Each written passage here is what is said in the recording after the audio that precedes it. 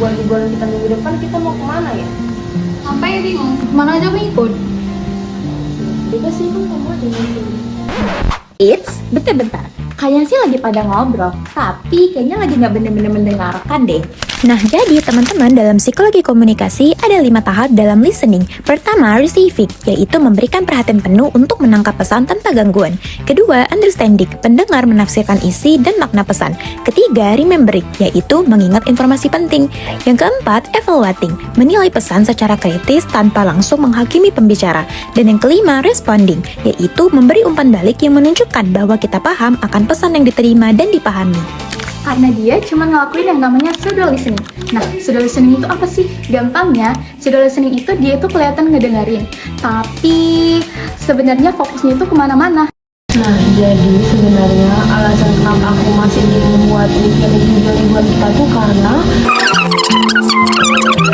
Kalau ke Bandung kan, capek kali, tapi kalau ke pantai kayak kurang worth it gitu loh buat liburan. Tapi terserah lo kayak mau ngaturnya.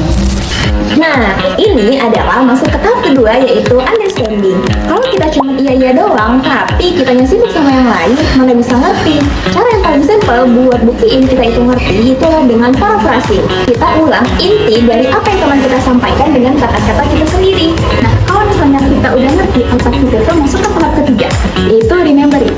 Kalau misalnya mau ingat, ya harus ngulang. kamu capek banget ya dan stres kenapa?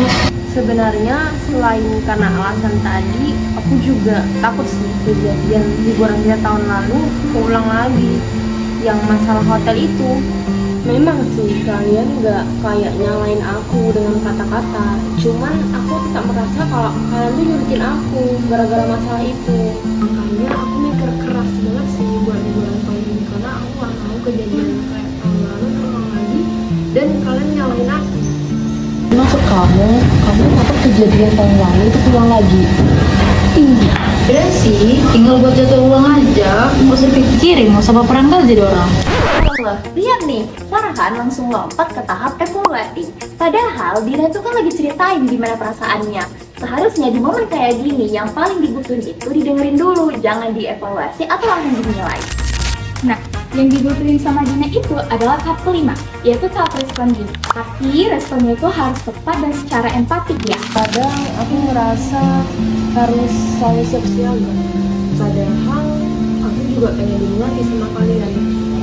Oh, jadi kayak gitu maksudku dari tadi. Jadi selama ini kamu tuh ngerasa kalau misalkan kamu tuh sendirian ya. Nah, ini contoh dari depth listening. Dina itu bukan cuma dengar kata-katanya, tapi dia juga nangkep makna dari kata yang disampaikan oleh Dina. Dilakuin sama Dina tadi, itu tuh udah benar ya teman-teman. Dia itu udah ngeparafrase perasaan dari si Dina. Nah, ini tuh yang dinamakan dengan active listening. Thanks ya guys. Jujur tadi aku sangat kesel. Cuman sekarang aku udah merasa didengar. Iya, sering kali ya. Tadi aku langsung narik kesimpulan ya kan, tahu wah. Gak apa-apa.